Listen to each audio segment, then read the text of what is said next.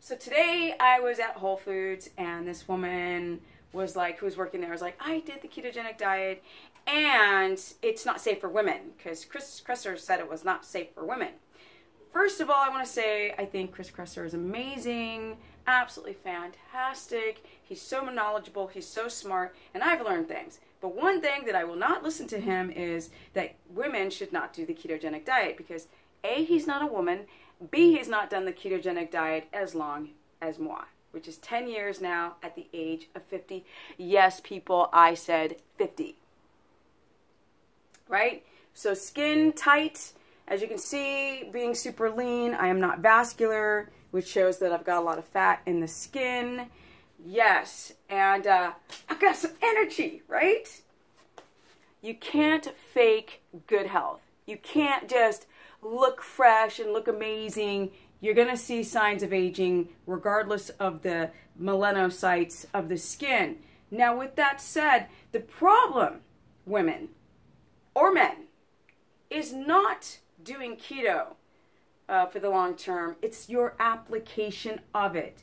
And the problem with a lot of holistic, functional, conventional doctors or wisdom or studies is that it's not over long term or time. These studies are, one of the main studies is a 30-day study. So now they're starting to go further and deeper into longer studies. But the problem is we still have to wait for the data. You've got to do keto on different demographics, like a healthy woman such as myself, who's in her 50s, a younger woman who's healthy in her early, let's say 20s or early 30s. You've got to try keto with women who've got hypothyroidism, Hashimoto's, hyperthyroidism, adrenal issues, any type of autoimmunity, any type of disease before, or even with epilepsy, before you come to a conclusion. You got to mess around with macros like the fat, the protein. You got to do it all. And that's the problem, is that these doctors are not trying keto on all types of people. They don't even understand the macronutrient breakdown. They're like 80% fat or 70% fat and 25 and 15 or 5. These weird percentages on how many calories. Like, it makes no sense.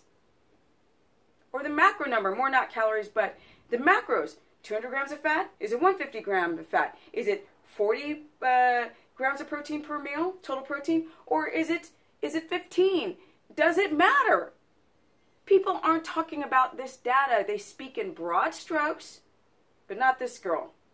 Okay, so I've done keto for nearly 10 years, and I have not gone over 20 net carbs or gone and eaten any other vegetables outside of cruciferous vegetables. That means no sweet potato, no carrots, nothing that has more carbohydrate count in it, no sweet fruits, and fatty meats, healthy, pasture, non-GMO fed, fatty meats for the last 10 years.